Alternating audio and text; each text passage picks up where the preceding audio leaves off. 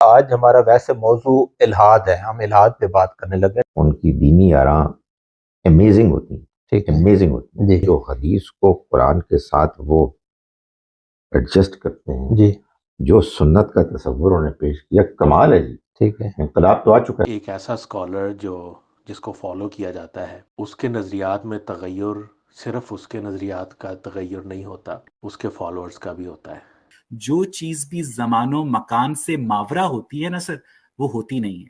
اللہ نے اس سے پہلے ایک اور دنیا بنائی، ٹھیک ہے اور وہ یہ دنیا کی زندگی ہے۔ تو اسی دین پر، خدا پر، آخرت پر تنقید کرتے کرتے انشاءاللہ ان کو راستہ نظر آ جائے۔ اگر آپ کے خدا کو پہلے سے نتیجہ معلوم ہے، ایگزیکٹ نتیجہ، تو اس کے بعد ٹیسٹ لینا تو ایک حماقت ہوئی نا ملک صاحب۔ اس نے جنت میں جانا ہے اس لیے کہ اس نے اپنی آزادانہ مرضی سے صحیح رویہ اختیار کیا، جس کا علم مکمل ہے، جی جس کا نتیجہ یہ ہے کہ وہ مستقبل کو جانتا ہے۔ اللہ تعالیٰ نے 2 دھڑ والا بچہ پیدا کیا تاکہ 1 دھڑ والے بچے اللہ کا شکر ادا کریں۔ بسم اللہ الرحمن الرحیم۔ خواتین و حضرات، ایک نئے پروگرام کے ساتھ آپ کی خدمت میں حاضر ہیں۔ ڈاکٹر خالد ظہیر صاحب میرے ساتھ موجود ہیں، اور یہ ان کے ساتھ میرا چوتھا پروگرام ہے۔ ہم ایک سیریز ریکارڈ کر رہے ہیں اور یہ چوتھا پروگرام آج ہم ریکارڈ کریں گے۔ تو پہلے تو ڈاکٹر صاحب کا شکریہ ادا کرتا ہوں کہ ڈاکٹر صاحب آپ نے ٹائم نکالا، اور ایک بار پھر آپ کو خوش آمدید کہتا ہوں۔ آپ کی عنایت ہے جناب، آپ نے مجھے موقع فراہم کیا، آپ کی باتیں بڑی اچھی ہوتی ہیں۔ مائی پلیئر سر۔ ڈاکٹر صاحب، المورد کا ذکر ہم بار بار آتا رہتا ہے ہمارے گفتگو میں، تو پہلا سوال میں ایک ناظرین کو بتا دوں کہ آج ہمارا ویسے موضوع الحاد ہے، ہم الحاد پہ بات کرنے لگے۔ ڈاکٹر صاحب کے سامنے کچھ سوالات رکھیں گے، کیونکہ الحاد بھی آج کے دور کا ایک بڑا مسئلہ ہے، اور سوشل میڈیا کی وجہ سے بہت سارے سوالات اٹھنے لگ گئے ہیں، اور ان کا جواب دینا ان جیسے ڈاکٹر صاحب جیسے بڑے علماء کے لیے ضروری ہے، ورنہ وہ کیا ہوتا ہے کہ وہ ہمارے جیسے پچھلے پروگرام میں بھی ہم نے سوال کیا کہ نوجوان نسل جو اسلام سے دور ہو رہی ہے، الحاد کی طرف جا رہی ہے، تو کیسے ان کو واپس اپنے دین کی طرف لایا جائے۔ تو یہ ایک امپورٹنٹ موضوع ہے، میں چاہتا ہوں کہ آپ سب لوگ اس پروگرام کو دیکھیں، سنیں اور اپنا فیڈ بیک بھی دیں۔ تو پروگرام الحاد کی طرف جانے سے پہلے 1-2 ضمنی سوالات ہیں، وہ میں ڈاکٹر صاحب کے سامنے رکھتا ہوں۔ پہلا تو یہ کہ جیسے میں کہہ رہا تھا کہ المورد کو ہم موضوع بحث بناتے رہتے ہیں۔ المورد کی اس وقت دنیا میں برانچز ہیں، پوری دنیا میں تقریباً برانچز ہیں، تو یہ ادارہ کیسے وجود میں آیا، اور اس کے جو نتائج جو سمجھے جا رہے تھے، کیا اس سے آپ مطمئن ہیں کہ یعنی جو جس بنیاد پہ یہ ادارہ بنایا گیا اور جو اس سے ثابت کرنا چاہ رہے تھے کہ یہ چیز اس کے نتائج سامنے آئے، کیا اس سے آپ مطمئن ہیں یا اس میں کوئی بہتری کی گنجائش ہے؟ یہ میں بتا دوں کہ بہتری کی گنجائش تو ہر چیز میں ہوتی ہے، آپ نے وہ فکرہ نہیں کہنا تو بہتر ہے، لیکن یہ ہے کہ آپ کیسے اس کو دیکھتے ہیں؟ دیکھیں، المورد وجود میں آیا تھا میرے خیال میں اس وجہ سے کہ غامدی صاحب نے بحیثیت فرد دین کا علم حاصل کرنے کے لیے جس طرح سے سٹرگل کیا تھا، لوگوں کے یہاں اس طرح کے کام کی کوئی پذیرائی نہیں تھی، ٹھیک ہے، بلکہ لوگ خیال کرتے تھے کہ ایک آدمی بغیر ملازمت کے صرف پڑھائی کر رہا ہے، اس کا کیا مطلب ہے۔ دوسری جانب غامدی صاحب اس بات پر کنونس تھے کہ اگر اس امت میں کوئی بڑا اصلاح کا کام ہونا ہے تو وہ تو دین میں، اس کے علوم میں عصر نو ایک دیانتداری کے ساتھ غور و فکر کے اور تحقیق کے نتیجے میں ہی ہو سکتا ہے۔ ٹھیک ہے، اس وجہ سے انہوں نے اس کو امیجن کیا کہ اگر آئندہ کچھ لوگ انہی کی طرح دینی علوم میں تحقیق کرنے کے لیے اپنے آپ کو دنیاوی تمام معاملات سے، کمانے کے مسائل سے آزاد کریں گے تو ان کے لیے کوئی سسٹم ہونا چاہیے، ٹھیک ہے، ان کو سپورٹ کرنے کا۔ پھر دھیرے دھیرے کیا ہوا کہ اس میں ہم جیسے نوجوانوں کو پڑھنے کا بھی موقع ملا، غامدی صاحب نے ہمیں پڑھایا، ہم نے ایک کورس تیار کیا۔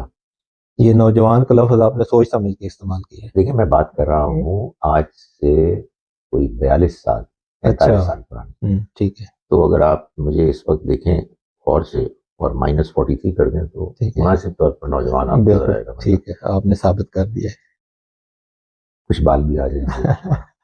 تو یہ ہوا. جی پھر کوئی پلانڈ طریقے سے ایسا نہیں ہوا کہ باتیں ڈیولپ ہوئی. یعنی غامدی صاحب کے ہاں علوم میں تو بڑی کلیئرٹی تھی جی کہ ایسے پڑھنا ہے، اگرچہ کہ جیسے کہ وہ عالم ہیں وہ کبھی بھی کسی ایک رائے پہ اصرار نہیں کرتے، مگر المورد مختلف مراحل سے گزرا. اور آپ سمجھیں کہ لگ بھگ ارلی 2000 میں اچانک جاوید احمد غامدی صاحب کہ جن کو میں 1980 سے جانتا تھا جی اور ان سے پہلے لوگ جو جانتے تھے وہ اس سے بھی پہلے جانتے تھے کہ یہ کس پائے کے عالم ہیں. ٹھیک ہے 2000 کے بعد جب وہ ٹیلی ویژن میں آنا شروع ہوئے دنیا نے جان لیا. رائٹ اور آپ یقین جانیں کہ مجھے کوئی حیرت نہیں ہوئی. الحمدللہ جو ان کو اس وقت پذیرائی حاصل ہے وہ اس سے زیادہ ڈیزرو کرتے. ٹھیک ہے تو لیکن پھر المورد جب اللہ کی طرف سے انٹرنیٹ کے نتیجے میں پوری دنیا میں ان کے انڈرسٹینڈنگ، ان کے سوچ کا انداز، ان کی تحقیق لوگوں کے سامنے آئی، ٹھیک ہے بہت سے لوگ اسی کام میں اپنے سپورٹ کو، کنٹریبیوشن کو پیش کرنے کے لیے تیار ہو گئے. تو ایک بڑی بحث ہوئی کہ اس کا نظام کیا ہونا چاہیے. ٹھیک ہے مگر الٹیمیٹلی پھر وہی ہوا جو اب نظر آ رہا ہے ٹھیک ہے کہ مختلف ممالک میں لوگوں نے اپنے اپنے طور پر المورد کو ایک وجود بخشا. لوکل جو بھی قوانین ہیں ان کے پیش نظر. تو آپ نے پوچھا کہ آپ مطمئن ہیں، اور پھر خود ہی آپ نے پابندی لگا دی کہ آپ یہ جواب نہ دیں کہ اس کی گنجائش تو رہتی ہے ایک بہتری ہو. لیکن حقیقت یہ ہے کہ جو ہو رہا ہے نیچرلی ہو رہا ہے، کوئی آئیڈیل نہیں ہے. بالکل ٹھیک ہے آپ نے. جی لیکن مجھے کوئی مایوسی بھی نہیں ہے. میں سمجھتا ہوں کہ بڑی خوشی کی بات ہے. سچی بات یہ ہے کہ میں تو اس دور میں غامدی صاحب کو جانتا رہا ہوں کہ جب ان کا نام یا تو کوئی جانتا نہیں تھا یا لینا مشکل تھا. ٹھیک ہے اور بہت خوشی ہوتی ہے الحمدللہ کہ ان کے افکار، ان کے نظریات سے دنیا واقف ہے جی اور اس کی بہت زیادہ مداح ہے. مجھ سے زیادہ کہیں بہتر جاننے والے لوگ، میں بلا مبالغہ کہہ رہا ہوں، جی ہزاروں پیدا ہو گئے ہیں. جی یہ بڑی خوشی کی بات ہے. مگر وہی آپ کی بات جو آپ نے مجھے روکا تھا، جی بہتری کی گنجائش تو ہمیشہ موجود ہے. ٹھیک ہے. اچھا ڈاکٹر صاحب، تنقید بھی ہوتی ہے المورد پہ، اور میرا خیال میں کہ تنقید برائے تعمیر اس سے کچھ لرن بھی کرنا چاہیے، اس سے جو بہتری کی گنجائش ہو وہ بھی نکالنی چاہیے. ایک غامدی صاحب بڑا پرچار کرتے ہیں اپنے خطبات میں، اپنے سیشنز میں، کہ جی میٹرک تک تعلیم ہونی چاہیے، ہر بچے کو جنرل ایجوکیشن اس کو ملنی چاہیے، اس کے بعد وہ اسپیشلائزیشن کا سوچے، وہ ڈاکٹر بنے، انجینئر بنے یا دین کا عالم بنے. میرا سوال یہ ہے کہ ایسا غامدی صاحب نے کہاں کر کے دکھایا ہے؟ یعنی وہ ایک چھوٹا سا ادارہ بنا دیتے، کوئی کالج، کوئی یونیورسٹی بنا دیتے جہاں پہ وہ ایسا کر کے دکھا دیتے. پیسے کی تو کوئی کمی نہیں ہے، پیسہ تو آ رہا ہے اور پتہ نہیں کہاں جا رہا ہے، لیکن یہ ہے کہ یہ کام کیوں نہیں ہوا؟ یہ تبصرہ آپ کا قابل گرفت ہے کہ پتہ نہیں کہاں جا رہا ہے. جی اور انشاءاللہ ٹھیک ہی انشاءاللہ امید ہے. جی ایسا نہیں. جی دیکھیں گزارش یہ ہے، پہلے میں نے کچھ تبصرے کی تھے میں کوئی نتائج اچھے نہیں برآمد ہوئے. میں مشکل میں پڑ گیا تھا، لیکن سچی بات تو کرنی چاہیے. میں آپ کو بتاؤں، میں غامدی صاحب سے بہت متاثر ہوں. جی میں ان کا بہت ہی چھوٹا شاگرد ہوں. ان کی دینی آراں امیزنگ ہوتی ہیں، ٹھیک ہے. امیزنگ ہوتی ہیں. جی مگر یہ جو اس کے علاوہ ان کی اسٹریٹجی کی آراں ہوتی ہے نا، جی یہ بس میں سن لیتا ہوں. رائٹ. یہ جو ایجوکیشن سسٹم ہے، یہ جو خانقاہ ہے، یہ سن لی میں کوئی نہیں. آپ خود ایک بڑے عالم ہیں، آپ تنقید کر سکتے ہیں، آپ کھل کے تنقید کریں غامدی صاحب پہ کہ بھائی یہ چیز ٹھیک نہیں ہے. قابل غور ہے. جی دیکھیں بات یہ کہ ان کی بات قابل غور ہے. جی غامدی صاحب دیکھیں، چاہے وہ پاک فوج پر تنقید کریں، چاہے وہ تعلیمی نظام کے کوئی پروپوزل پیش کریں، چاہے خانقاہی نظام کی کوئی بات کریں، غامدی صاحب کی بات کبھی ہلکی نہیں ہوتی. ٹھیک ہے. لیکن میں نے آپ سے گزارش کی کہ میرا ذہن چھوٹا ہے، میں اس پہ زیادہ غور نہیں کرتا. آپ کہہ رہے ہیں کہ میں اس پہ تنقید کروں، نہیں مجھے قابل غور رکھتی ہے بات، لیکن فرینکلی مجھے بہت دلچسپی نہیں ہے. ٹھیک ہے میں تو جو دین وہ بیان کرتے ہیں، جو قرآن وہ سمجھاتے ہیں، جی جو حدیث کو قرآن کے ساتھ وہ ایڈجسٹ کرتے ہیں، جی جو سنت کا تصور انہوں نے پیش کیا، کمال ہے جی. ٹھیک ہے انقلاب تو آ چکا ہے. رائٹ باقی یہ چیزیں اچھی بات ہے، ظاہر ہے جی ان کو اللہ نے اتنا زیادہ ذہن دیا ہے جی کہ وہ اس کو اور چیزوں پر بھی اپلائی کر رہے ہیں. ان کی مہربانی ہے، لوگوں کو اس ٹھیک سے ہے فائدہ اٹھانا چاہیے. میری فیلڈ نہیں ہے جی مگر مجھے ان کی باتیں اچھی لگتی ہیں. ٹھیک ہے ٹھیک ہے. ڈاکٹر صاحب ایک سوال آیا تھا ہمارا یو ایس سے، ایک دوست نے سوال کیا تھا، پہلے وہ سوال سن لیتے ہیں. جی السلام علیکم. جی مصطفیٰ بھائی، بڑا دلچسپ پروگرام ہے.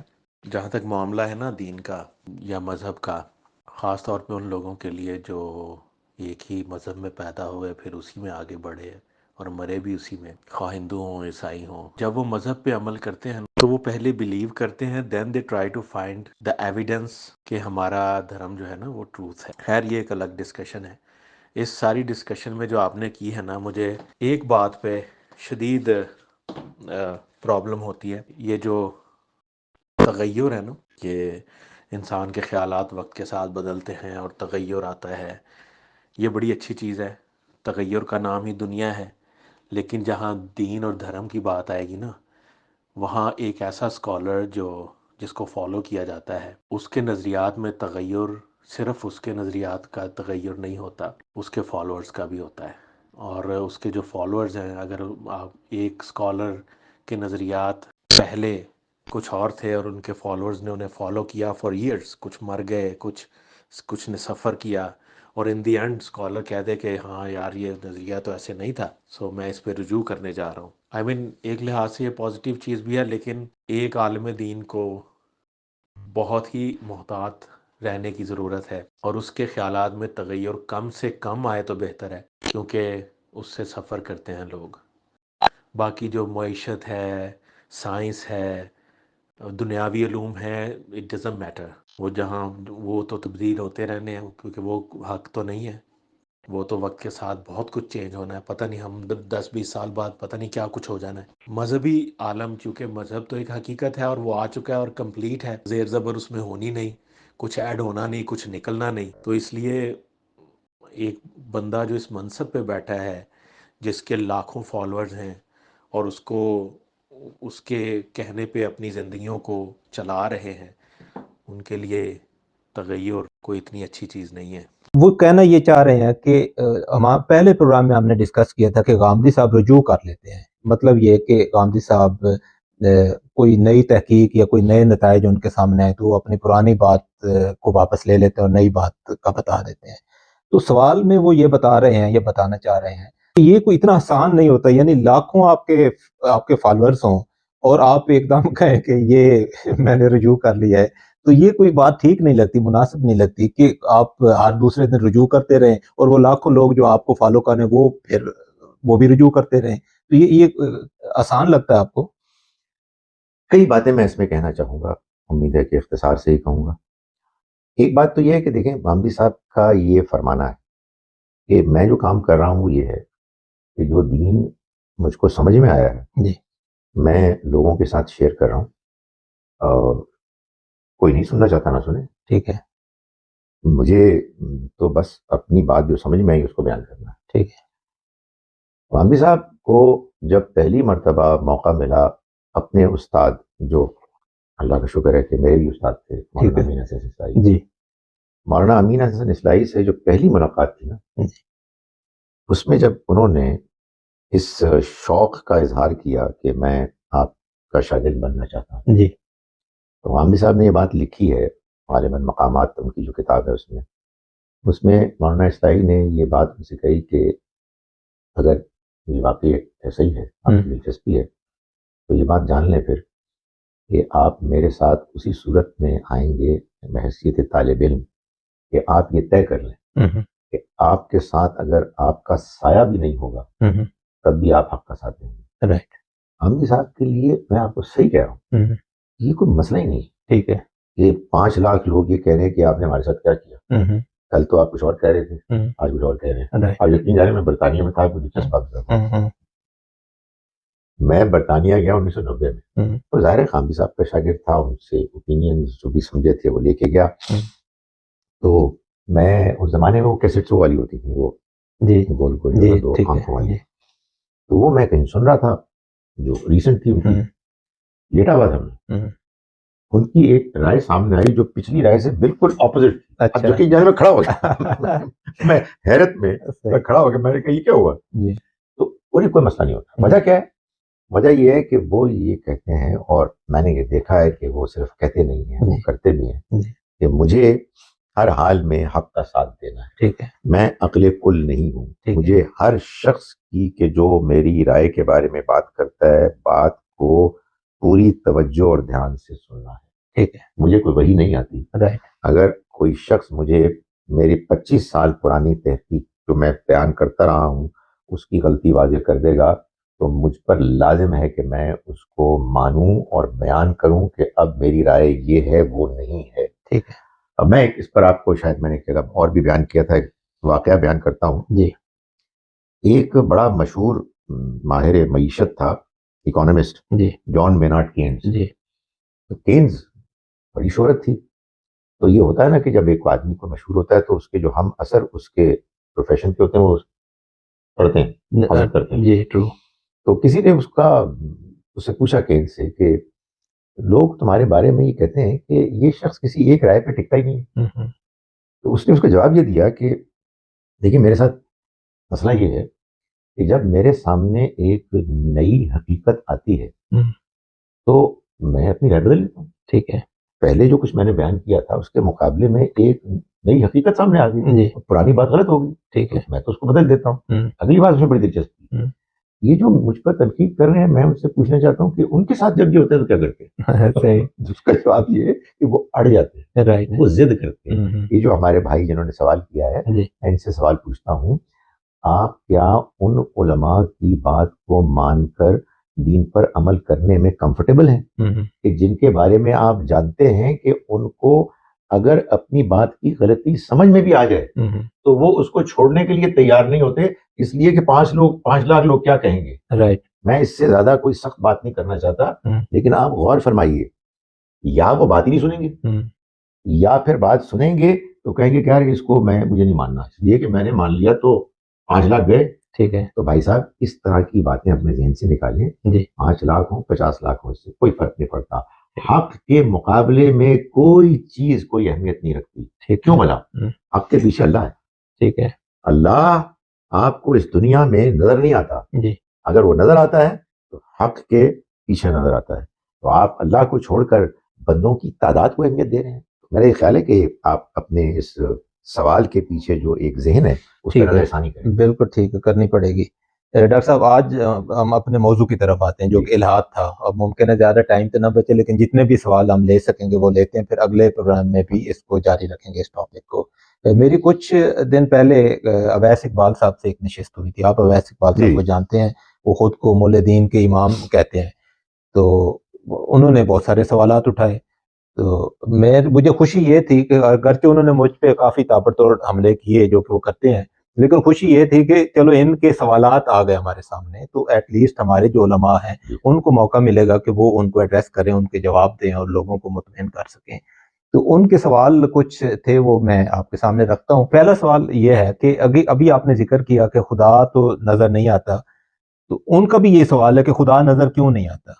سر ہم اس نتیجے پر پہنچ چکے ہیں کہ کم از کم جو مبینہ 4 الہامی کتابیں ہیں اور جو ادیان ابراہیمی ہیں اور جو دنیا کا ہر مذہب جو ہے جو کہ اس وقت آرگنائزڈ ریلیجن ہے، اس کے اندر جو بھی ہستی اپنے آپ کو خالق کہہ کر اسے اپنا تعارف کرواتی ہے، کم از کم وہ اس کائنات کی خالق نہیں ہو سکتی جس کا جو پھیلتا ہوا حجم ہے وہ 93 ارب نوری سالوں سے زیادہ ہے.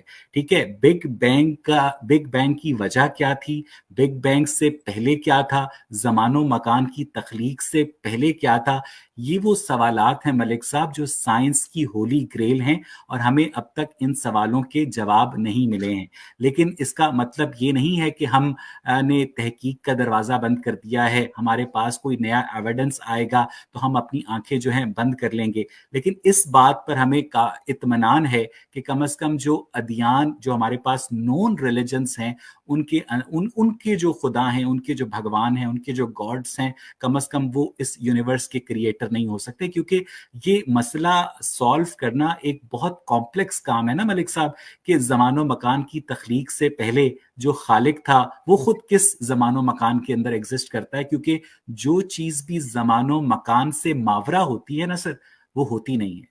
آپ کیسے سادہ سا سوال ہے، کیسے اس کا جواب دیں؟ دیکھیں بات یہ ہے کہ دو ہی امکانات تھے. جی ایک امکان یہ تھا کہ اللہ تعالیٰ یہ فیصلہ کرتے کہ میں دنیا بنا رہا ہوں جی اور میں نظر آؤں گا کہ میں نے دنیا بنائی ہے اور جی میں دنیا چلا رہا ہوں. دوسرا طریقہ یہ تھا کہ جو اب ہے کہ اس نے دنیا بنائی لیکن وہ نظر نہیں آ رہا. ٹھیک ہے. پہلی صورت میں جو مسئلہ پیدا ہوتا وہ یہ تھا کہ دنیا پہ امتحان نہ لے. جی اس نے اصل میں جس چیز کو پسند کیا وہ یہ ہے کہ وہ ایک ایسی دنیا بنائے کہ جس کے حسن، خوشی، اطمینان، ایکسائٹمنٹ وہ آپ امیجن بھی نہیں کر سکتے، اور وہ ہمیشہ کی دنیا. ٹھیک ہے.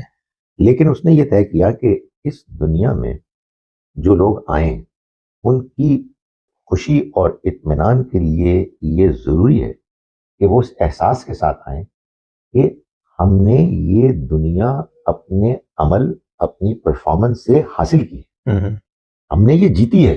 ٹھیک ہے. ہم نے اس کو پایا ہے جی اپنی پرفارمنس کے نتیجے میں. ٹھیک ہے. اس وجہ سے اللہ نے اس سے پہلے ایک اور دنیا بنائی. ٹھیک ہے. وہ یہ دنیا کی زندگی ہے جس میں آپ کو انٹرویو دے رہا ہوں. ٹھیک ہے. یہ بھی ایک امتحان ہی ہے. تو اس دنیا میں اللہ تعالیٰ نے انسان کو جس امتحان میں ڈالا وہ یہ ہے کہ انسان عقل اور عمل جی دونوں میں دیانتدار ہو جائے. ٹھیک ہے. یعنی عقلی طور پر بھی بالکل سچا ہو جائے جی اور عمل کردار میں بھی بالکل سچا ہو جائے. ٹھیک ہے. اور اس رب کو پہچانے کہ جو نظر تو نہیں آ رہا مگر اس کی نشانیاں پھیلی ہوئی ہیں. اگر آپ اپنے ذہن کو کھلا رکھ کر اس رب کی نشانیوں کو دیکھ کر اس تک پہنچنے کی کوشش کریں گے تو آپ کو وہ راستہ مل جائے گا. مگر کسی وجہ سے آپ ضد کریں گے، آپ آنکھیں بند کر لیں گے، آپ کو راستہ نہیں ملے گا. میں اویس صاحب پر کوئی الزام نہیں لگا. جی میری دعا ہے کہ اگر وہ دیانتدار انسان ہے، اور میں پوری امید ہے کہ وہ دیانتدار انسان ہے، تو اسی دین پر، خدا پر، آخرت پر تنقید کرتے کرتے انشاءاللہ ان کو راستہ نظر آ جائے انشاءاللہ. ٹھیک ہے. ڈاکٹر صاحب یہ بتائیں کہ ساری مخلوقات تو اللہ کی ہیں، اللہ نے خود بنایا انسان کو، اور پتہ بھی ہے کہ کس نے کیا کرنا ہے کیا نہیں کرنا. اس کے باوجود ایک امتحان ہے کس چیز کا؟ یعنی پتہ بھی ہے کہ اس بندے نے اچھے عمل کرنے ہیں، اس نے اچھے نہیں کرنے ہیں، اس نے جنت میں جانا ہے، اس نے نہیں جانا، اس کے باوجود امتحان چل رہا ہے. کیا فائدہ ہے اس امتحان کا؟ اگر آپ کے خدا کو پہلے سے نتیجہ معلوم ہے، ایگزیکٹ نتیجہ، تو اس کے بعد ٹیسٹ لینا تو ایک حماقت ہوئی نا ملک صاحب. کیا آپ اپنے اختیار کو بروئے کار لا کر، فرض کریں کہ خدا کو پتا ہے کہ آپ دوزخ میں جائیں گے جب آپ پیدا ہوئے تھے، ٹھیک ہے، کیا آپ اپنے اختیار کو بروئے کار لا کر خدا کے علم کو تبدیل کر سکتے ہیں؟ اگر آپ اپنے عمل سے خدا کا علم تبدیل نہیں کر سکتے تو آپ مجبور محض ہیں، اور اگر کر سکتے ہیں تو پھر اس کے پاس قطعیت کے ساتھ مستقبل کا علم موجود نہیں ہے. ملک صاحب اتنا بے بس خدا ہے تھیولوجی کا. اصل میں دو چیزیں معلوم ہے نا اللہ تعالیٰ کو. یہی نہیں معلوم کہ اس نے جنت میں جانا ہے جہنم میں جانا ہے. یہ اللہ کو نہیں معلوم. یہ بھی معلوم ہے. جی میں یہ کہہ رہا ہوں کہ ایک اور چیز بھی معلوم. ٹھیک ہے. اور وہ یہ معلوم ہے کہ اس نے جنت میں جانا ہے اس لیے کہ اس نے اپنی آزادانہ مرضی سے صحیح رویہ اختیار کیا، جبکہ برائی کر کے وہ دنیا میں اپنی منمانی کر سکتا تھا. ٹھیک ہے. اور بروں کے بارے میں وہ یہ جانتا ہے کہ وہ جہنم میں جائیں گے، اور اس لیے جائیں گے میں نہیں بھیجوں گا، اپنی آزادانہ مرضی سے وہ فیصلے کر کے جہنمی بنیں گے. یہ جو ہے نا معاملہ کہ میں نے جو بیان کیا، اس میں یہ سوال کر سکتے ہیں ویسا کہ بھائی یہ تو آپ نے بات بڑی پیچیدہ کر دی، وہ یہ بھی جانتا ہے وہ بھی جانتا ہے، یہ کیسے کرے؟ تو ان کو میں یہ ادب سے کہوں گا کہ بردر، اگر ہم اس ہستی کے بارے میں بات کر رہے ہیں جس نے اس کائنات کو بنایا ہے، تھوڑی سی پیچیدگی ہوگی نا. اس کو ہم کیسے جانتے ہیں؟ اس کو ہم جانتے ہیں اس کی صفات سے. ٹھیک ہے. وہ سننے والا ہے، وہ دیکھنے والا ہے، وہ قدرت رکھتا ہے، وہ حکمت رکھتا ہے. جی یہ ساری اس کی جو صفات ہے، یہ تو چند میں نے بتائی نا، ساری صفات ساری کی ساری پرفیکٹ ہے، مکمل ہے. بالکل صحیح. آپ یقین جانیں یہ میں کہہ رہا ہوں جی. یہ میرے تصور میں نہیں آتی، اس لیے کہ میں اتنا چھوٹا ہوں کہ میرے لیے اپنے رب کی ان صفات کے مکمل ہونے کا ایک ذہن میں پورا تصور آ جائے یہ ممکن نہیں ہے. ٹھیک ہے. دوسری اور بات سن لیں کہ نہ صرف یہ کہ اس کی ساری صفات مکمل ہیں، جی. اس کی ساری صفات بیک وقت کار فرما ہے. ٹھیک ہے. وہ اسی وقت رحمان و رحیم بھی ہے اور قہار و جبار بھی ہے. ٹھیک ہے. اسی وقت وہ تمام علم بھی رکھنے والا ہے اور انصاف کرنے والا بھی ہے. بالکل صحیح. اب ذرا یہ دیکھیں کہ اس کا علم مکمل ہے، جی. جس کا نتیجہ یہ ہے کہ وہ مستقبل کو جانتا ہے. ٹھیک ہے. جس کا نتیجہ یہ ہے کہ وہ جانتا ہے کہ کون جہنم میں جائے گا، کون جنت میں جائے گا، اور کون جہنم میں کیوں جائے گا اور کون جنت میں کیوں جائے گا. ٹھیک ہے. لیکن ساتھ ہی ساتھ وہ انصاف میں بھی مکمل. ٹھیک ہے. اس لیے جو جنت میں جائے گا وہ بھی ڈیزرو کرے گا. ٹھیک ہے. اس کی طرف سے کوئی اس کے ساتھ کوئی رعایت نہیں کی جائے گی. ٹھیک ہے. جہنم میں جائے گا وہ بھی ڈیزرو کرے گا، اس کے ساتھ کوئی زبردستی نہیں کی جائے گی. ٹھیک ہے. اس میں مسئلہ کیا ہے؟ ٹھیک ہے. بڑا اچھا جواب آپ نے دیا. آخری سوال آپ کی خدمت میں پیش کرنے جا رہا ہوں، وہ یہ ہے کہ 2 دھاڑ والا بچہ پیدا ہوتا ہے، اس بچے بیچارے کا کیا قصور ہے اور کیا کوئی خدا ایسا کر سکتا ہے؟ ملک صاحب، 2 دھڑ اور 1 سر والا بچہ جو پیدائش کے کچھ گھنٹے بعد اتنی جان سے ہاتھ دھو بیٹھتا ہے، وہ آپ کی رائے میں پیرنٹس کے اس امتحان کے لیے پیدا کیا گیا ہے جس کا نتیجہ آپ کے اللہ کو پہلے سے معلوم ہے؟ خدا ہی ایسا کرتا ہے ایٹ لیسٹ 2 وجوہات کی بنا پر. اللہ کی تو حکمتیں پتہ نہیں کتنی ہیں. ایک وجہ تو بڑی واضح ہے، اور یہ وہی وجہ ہے اصل میں جو کیا خوبصورت بات کی مسیح علیہ السلام نے کہ جب ان سے پوچھا گیا کہ یہ اللہ نے اندھے لوگ کیوں پیدا کیے، تو انہوں نے جواب دیا کہ آنکھیں رکھنے والوں کو دکھانے کے لیے. واہ. یعنی اللہ تعالیٰ چاہتا تھا کہ میرے اندر یہ احساس پیدا ہو کہ یار یہ آنکھیں جو ہیں بہت بڑی نعمت ہے. تو یہ میں جب کسی اندھے کو دیکھتا ہوں تو یہ احساس بہت بڑھ جاتا ہے. رائٹ. اسی طرح سے اللہ تعالیٰ نے 2 دھڑ والا بچہ پیدا کیا تاکہ 1 دھڑ والے بچے اللہ کا شکر ادا کریں. اب دوسرا سوال پیدا ہوتا ہے ویسے بھائی کریں جی اس کا کیا قصور ہے؟ بھائی صاحب مجھے بڑے پسند ہے آنیسٹلی ویسے. ٹھیک ہے. کاش کہ وہ باتیں ذرا نرمی سے کریں اور باتیں سنیں. جی. میں دل سے کہہ رہا ہوں میری جان اس بات کو سمجھ لو. جی. ہمارے رب نے یہ دنیا امتحان کے لیے بنائی ہے. اگلی دنیا جو اس نے بنائی ہے اس کو سمجھے بغیر نہ تم اس دنیا کو سمجھ سکتے ہو نہ اپنے رب کو سمجھ سکتے ہو. اس 2 دھڑ والے کو جو وہ جنت دے گا، جو اس کو خوشی دے گا، جو اس کو اطمینان دے گا، وہ یہ کہے گا اس کو دیکھ کے، میں ایسے امیجن کر رہا ہوں کہ کاش میرے 4 دھڑ ہوتے. رائٹ. تو اللہ تعالیٰ تو آخرت میں نوازے گا. دنیا میں تو امتحان ہے. ٹھیک ہے. والدین کا بھی امتحان ہے. بالکل صحیح. ظاہر بہت بڑا امتحان ہے. لیکن جو اللہ کو مانتا ہے آخرت کو مانتا ہے. اور آپ یقین جانیں اس طرح کے واقعات حادثات کے نتیجے میں انسان اللہ کی طرف زیادہ متوجہ ہوتا ہے. پتہ کیا میں بھی ایک چھوٹا موٹا ویسا پتا کا تو نہیں، چھوٹا موٹا دہریہ تھا، میں ٹین ایجر تھا. اچھا. میرے والد صاحب فوت ہوئے، ختم ہو گیا سب. جب میں نے غور کرنا شروع کیا سر میں بہن پہ نہیں الزام لگا، میں اپنے بارے میں آدمی نان سیریس ہوتا ہے، دنیا کی عیاشی چاہتا ہے، ادھر ادھر کے خیالات اس کو متاثر کرتے ہیں. اور سب سے بڑھ کر یہ کہ قرآن کو سنجیدگی سے نہیں پڑھتا. ٹھیک ہے. اور ویسے اس میں تو ہمارے اپنے لوگوں کا بھی بڑا رول ہے. تو جب آپ اس طرح سے دین کو سمجھیں گے انہی حادثات کے نتیجے میں اور صحیح طرح سے سمجھیں گے تو اللہ تعالیٰ آپ کو اطمینان دے گا. ٹھیک ہے ڈاکٹر صاحب، پروگرام کا ٹائم ختم ہو رہا ہے، اگرچہ کچھ سوالات اور بھی تھے جس میں خاص طور پہ نیکسٹ ہم نشست میں انشاءاللہ کریں گے کہ سورہ نساء میں جو مارنے کا، عورتوں کو مارنے کا حکم ہے یا اس طرح کے کچھ سوالات ہیں مولدین کے، ان کے جوابات آپ سے لیں گے. خواتین حضرات اجازت دیں. اللہ حافظ.